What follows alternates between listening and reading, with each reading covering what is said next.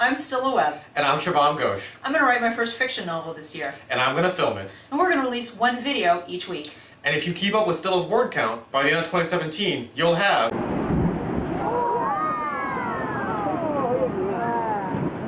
Alright, 10%ers. Don't hit me. We wanted to get out and film in nature today, because the basement studio smells like tacos. So many tacos. And we also want to talk about foreshadowing and plot threads this time. That's right. So you should be at the part where you're editing your book. You've done line by line. Now you got to look at the book as a whole to see if the plot threads are set up, to see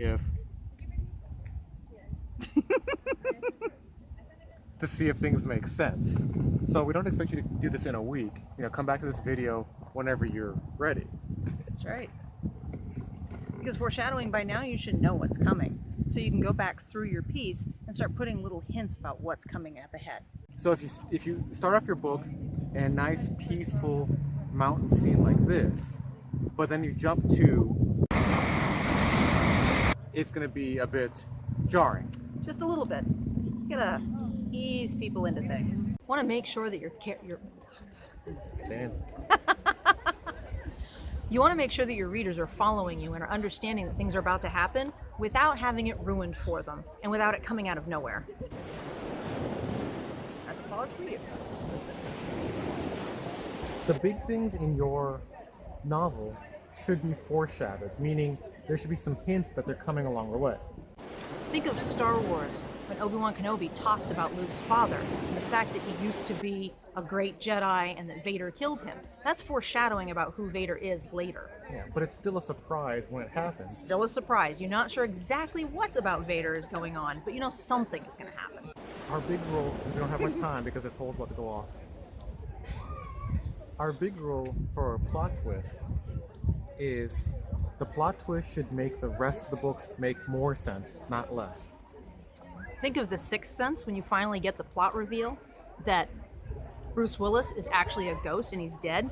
It changes the entire movie and makes every scene in which he's in make more sense. Well, no, like Wonder Woman. Wonder Woman, Ares being the British general made the rest of the movie make less sense. Yeah. Like, it took power out of all of this. It ruined the theme and some of the other stuff. It didn't fit. Yeah. It wasn't properly foreshadowed. So if you want to have a twist in your book, make sure, now that you reach the end, make sure the twist makes the rest of the book make more sense, not less. And so now, how do you foreshadow things? Just like we talked about comedy, there's a rule of 3 that also applies to foreshadowing. You reveal it 3 times. The first time, you putting in clues for the super smart readers, people who always get things early to get it. I call this a super smart reveal. The second one is for everybody else, the general reveal. It's not too obvious, but it's not too subtle either. And the third reveal is for the really dumb readers. You have one of the characters explicitly state what the reveal or the twist is. Like, oh my gosh, that means Captain Phillips was the murderer the whole time. You have it stated for the dumb readers.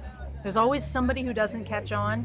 It's gonna happen, smart or dumb, people just aren't gonna catch on. So you have to say it obviously, but you wait until the last time to do that. Yeah, and you use your beta readers to test this. If you give something to 4 beta readers and 3 of them miss the medium reveal, then you know it's too obscure. If you have your beta readers do it and 2 people get it and 2 people don't, Yeah, you want one of your beta readers to get it early, 2 of them to get it in the middle, and 1 of them to get it at the third reveal, the dumb reveal. That's a good spread. Yep. Pro tip. Oh. When you're doing foreshadowing, don't get too specific in your foreshadowing. You want to keep it fairly general. You want to talk about the subject, but don't make it obvious exactly what's about to happen. Like in mine, I have a little bit foreshadowing that something's different about Rafe without telling you exactly what it is until the reveal itself. Phil and I are going to disagree about this. But I call this the mystery box approach, where when you're writing it, you don't even know what's in the box. You just say, something's weird about that. If you say it in the 3rd chapter, something's weird about that guy. You, as an author, don't even have to know what's weird about that guy. You can just leave it as a mystery box for the reader, and it's a wild card you can play later. In chapter 10 or chapter 20, you can reveal what's weird about that guy.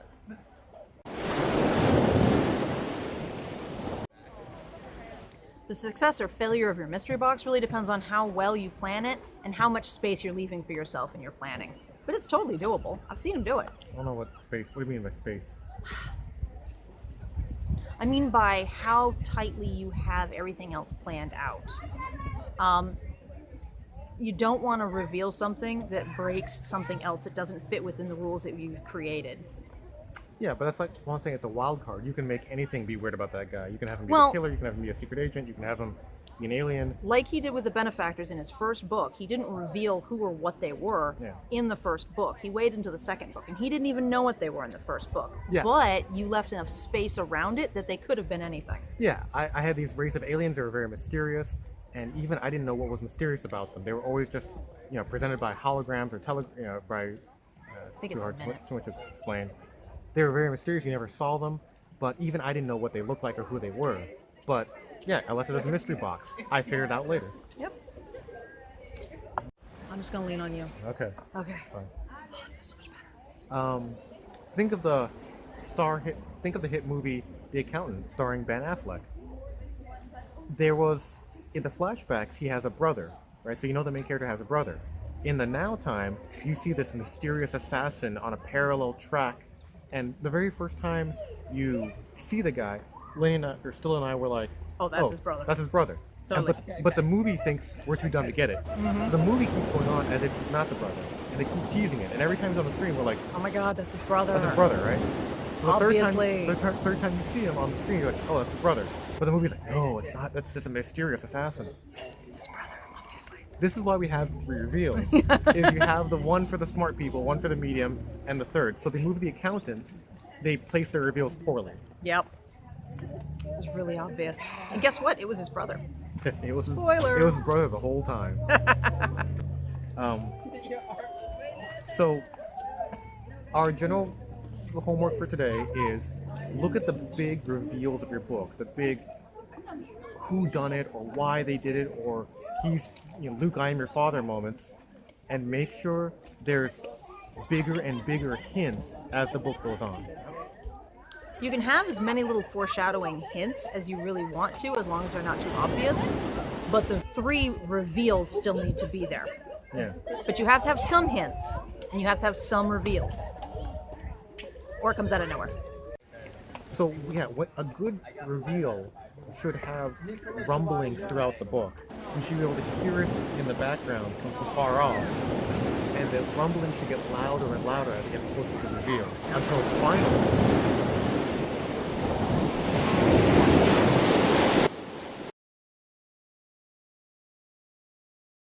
The other thing to not do is build up your reveal so much that when it actually happens, it's like putters out. Aww. That's basically what just happened to us at Acadia National Park. We had built up the Thunderhole to be this really cool thing. We'd read the website. We'd heard people talk about it. We get there. Wah, wah. Yeah. So we had to plan for it to be like this loud, ominous, foreboding thing throughout the entire video. And then we're going to turn around and show you Thunderhole in its all glory. No. It was Gurgle Hole at its finest. That was... Yeah, so check it with your beta readers. Make sure your reveal isn't too overplayed. Because the more you build it up, the better it better be. Yep. Stay frosty, my friends.